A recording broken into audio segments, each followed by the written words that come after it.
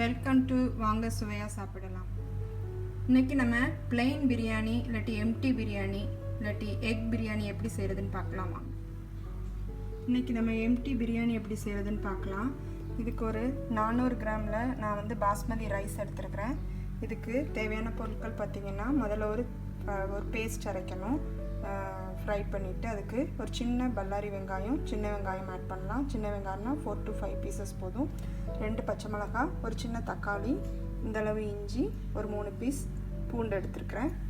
கொஞ்சம் புதினா இலை, மல்லி இலை.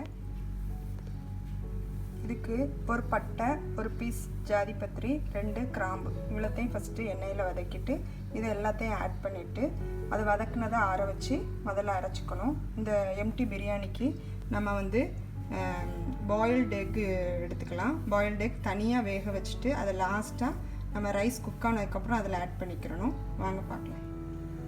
இப்போ எம்டி பிரியாணிக்கு பேஸ்ட் பண்ணுறதுக்குள்ள மசாலா கிரைண்ட் பண்ணிக்கிறதுக்கு கொஞ்சம் தேங்காய் எண்ணெய் ஊற்றிருக்கேன். இது எண்ணெய் சூடான உடனே பட்டை, 2 கிராம்பு, ஒரு ஜாதிபத்திரி பீஸ். இப்போ அது பொரிஞ்சிருச்சு. இஞ்சி பூண்டு ஆட் பண்ணிக்கலாம் ஃபஸ்ட்டு.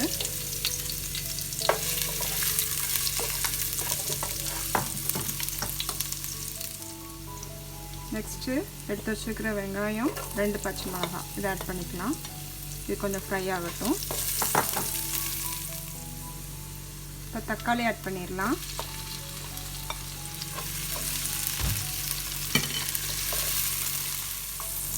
இப்போ இதில் நம்ம எடுத்து வச்சுருக்கிற மல்லி இலை, புதினா இலை ரெண்டையும் ஆட் பண்ணிக்கலாம். இது எல்லாமே இதில் சேர்ந்து கொஞ்சம் ரெடியானதுக்கப்புறம் இதை ஆற வச்சு கிரைண்ட் பண்ணி. இப்போ இது ரெடி ஆயிடுச்சு. இது இப்போ பிளேட்டுக்கு ட்ரான்ஸ்ஃபர் பண்ணி இதை ஆற வச்சு பேஸ்ட் பண்ணிக்கலாம். நம்மளோட எம்டி பிரியாணிக்கு இப்போ கொஞ்சம் தேங்காய் எண்ணெய் தான் நான் ஆட் பண்ணுறேன். தேங்காய் எண்ணெய் சூடாக, ஆயில் சூடாயிருச்சு. பிரிஞ்சு இலை ஒரு பெரிய இலையாக இருக்கிறனால ஒன்றா பிச்சு போட்டுக்கிறேன்.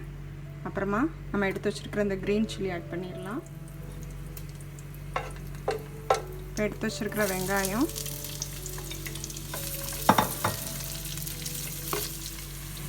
இப்போ நம்மளுடைய ஆனியன் ரெடி ஆயிடுச்சு. இதில் இப்போ எடுத்து வச்சுருக்க தக்காளி சேர்க்கலாம்.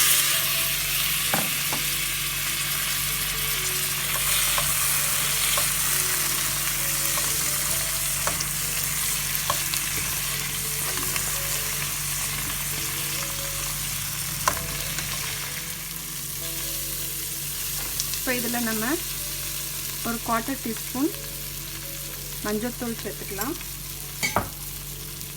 ஒரு 1/4 டீஸ்பூன் கரம் மசாலா.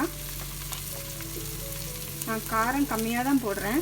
டீஸ்பூனில் ஒரு 1/4 டீஸ்பூன் தான் சில்லி பவுடர் ஆட் பண்ணியிருக்கேன். இது கொஞ்சம் ஃப்ரை ஆகட்டும். இப்போ நம்ம சால்ட் ஆட் பண்ணிக்கலாம். இது ரைஸுக்கு டோட்டலாக நம்ம போடுறோம், அதனால் நீங்கள் பார்த்துட்டு போட்டுக்கிறோங்க. நான் ஒரு டேபிள் ஸ்பூன் ஆட் பண்ணியிருக்கேன்.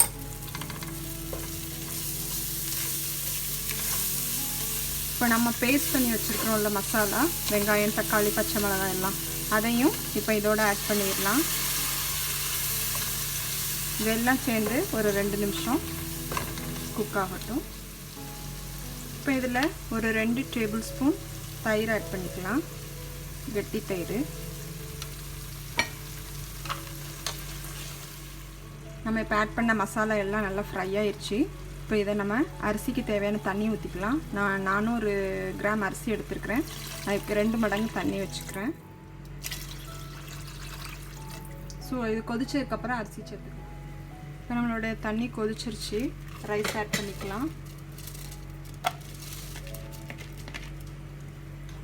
இப்போ இது ஒரு 90% குக் ஆனதுக்கப்புறம் நம்ம முட்டையை பாயில் பண்ணி வச்சுருக்கிற முட்டையை ஆட் பண்ணால் போதும்.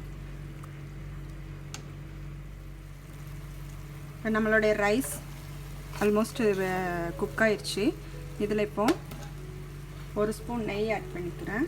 ஆப்ஷனல் தான், ஏன்னா நம்ம தேங்காய் எண்ணெய் ஊற்றிருக்கிறதுனால அந்த மணமே நல்லாயிருக்கும். அப்புறமா பாயில் பண்ணி வச்சுருக்கிற இந்த எக்கையும் இதில் ஆட் பண்ணிடுறேன். ரைஸை அடிக்கடி கிண்டக்கூடாது, சோறு பிரேக் ஆகும் அந்த அரிசி. அதனால் அவ்வளோதான், முடிஞ்சிருச்சு. மீதி இப்படியே ஸ்லோ ஃபயரில் வச்சுட்டு இறக்கிடலாம்.